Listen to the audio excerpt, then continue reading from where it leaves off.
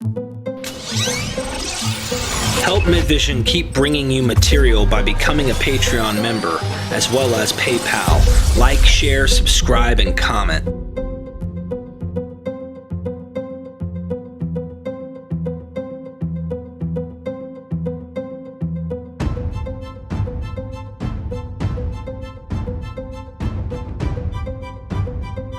Welcome to the MythVision podcast, Jason Foux, ladies and gentlemen. He's going to be answering a bunch of different topics and discussing them. We're going to have a discussion, but you've been studying for quite some time. So before we get into the first question, I think it's important to kind of get a little background on, the information you've learned, like how much time have you put into this and stuff, and you have a podcast. So give us a little bit about you before we get into this first question. This will be our first video on introducing you, on in-person interview with you, that the quality is going to be obviously much better. So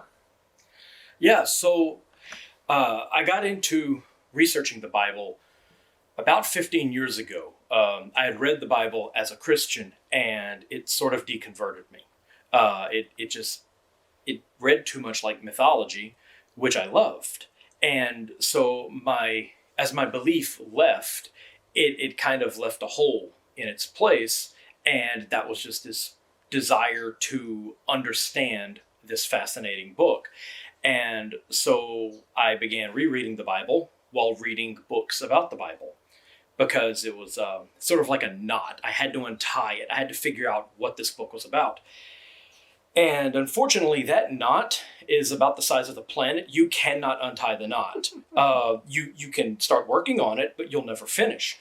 And which I guess is a good thing, because it gives me, decades of work to do to keep my mind occupied. And so I've been working at this knot for the last about 15 years, just reading books, coming to a better understanding of the Bible as a whole, or of different parts of the Bible, different stories, and so forth. And the more I read, the larger the knot becomes. Wow. And so that's basically just what I've been doing, is finding new authors to read, new approaches, new points of view, which all gives a deeper understanding of this fascinating collection of stories that is so intricate and multi-layered that it'll never be untangled.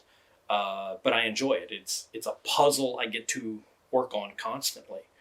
Sounds good. And so, that's basically how I came to the topic. And the more I learn about it, the more I study, the more frustrating it becomes, but the more I love it.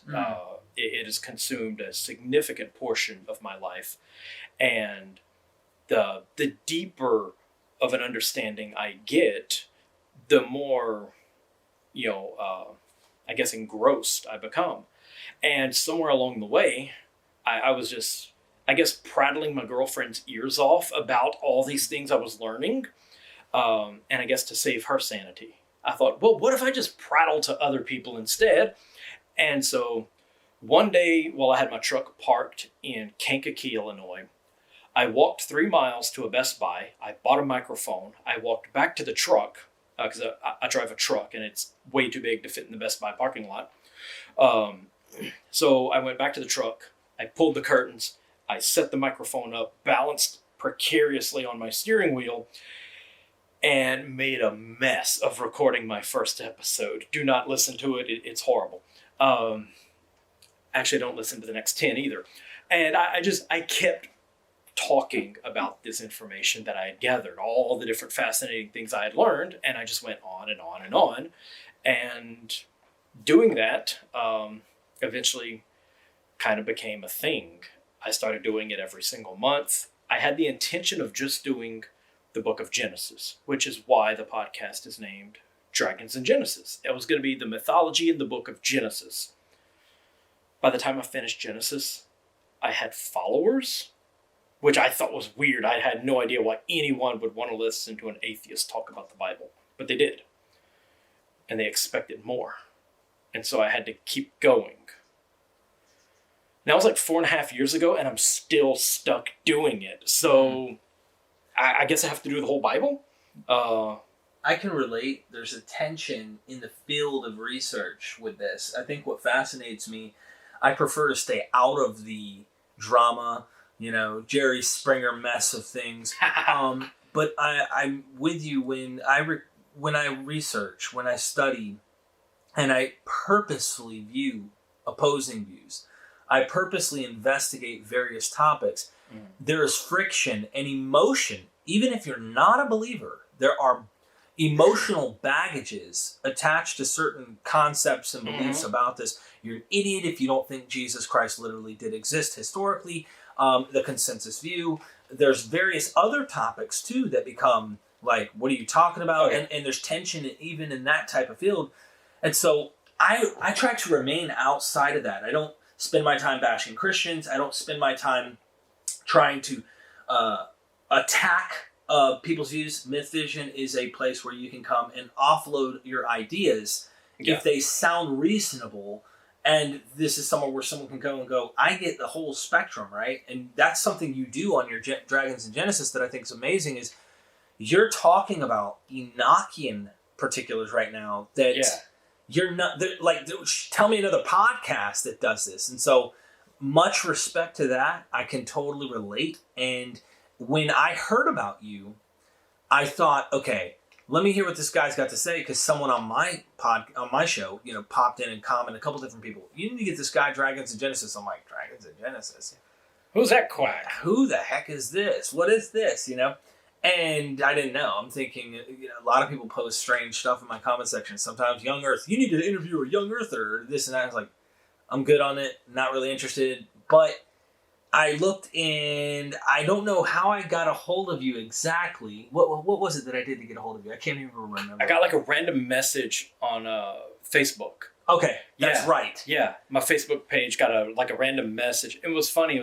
I was actually remember that. I was sitting in a place in Arkansas watching your interview with Russell Gamirkin.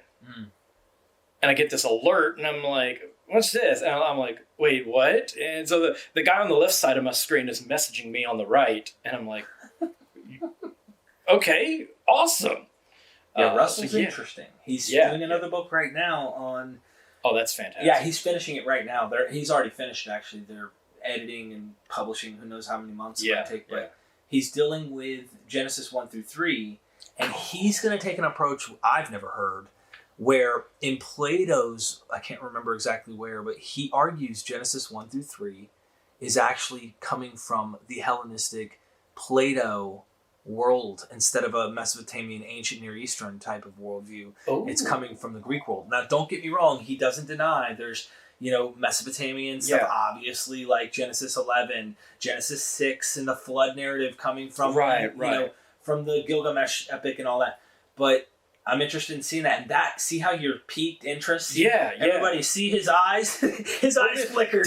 There's something fascinating, though, because, in this whole Platonist view, they have this idea that there's like this, almost like this spoken word that kind of does this stuff. And while there are striking similarities between Genesis 1 and the Enuma Elish from Babylon, I mean, it definitely follows this pattern, this order. I mean, it's later. It's the same plot outline, but in the Enuma Elish, the gods are like literally getting into fist fights with giant dragons, and they're dismantling their carcasses and using that to set up the firmament and everything else. In Genesis 1, they're not doing that. It's almost like a subtext. You're meant to understand that that's sort of what's going on. But the whole thing happens, like the God isn't really present. It's like way off, like behind the universe. It's behind reality. And the whole thing is done through this weird spoken word. And it's like, very Platonic-like. Yes, right. Very, very. And I've sort of noticed that, but I'm like, okay, maybe that's just a little bit of the influence, but that's if you take on this whole worldview, then you can take something like the Enuma Elish and completely reformat it. That actually makes sense. Well, I'd love to hear It makes a lot of Russell sense. Gamirkin's Genesis view 1, in my opinion, if you look at Genesis 1 and then you look at the garden narrative, right? Mm-hmm. Genesis 1 is obviously strangely scientific, so to speak. I mean, for an ancient mindset. I mean, it sounds it's very cosmological in nature. But then Genesis 3, you got God walking with Adam. And Right. how is he behind the cosmology, and now he's walking with it? Right. So there's some weird stuff. I think it is kind of what Dr. Price says. There's a mishmash here. Yeah. But He only comes out like during the shady times of day, Yep.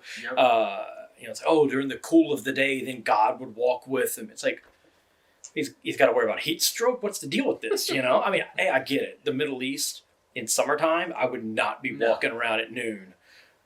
So I get it. I get that. Even if I were all powerful, I would go take a nap. But yeah, it is very strange. See, I just pretty much, it's like putting a crack rock in front of a crackhead right there. Look at Jason's face. Yeah, I'm just like, whoa, mythology? Well, thanks, brother.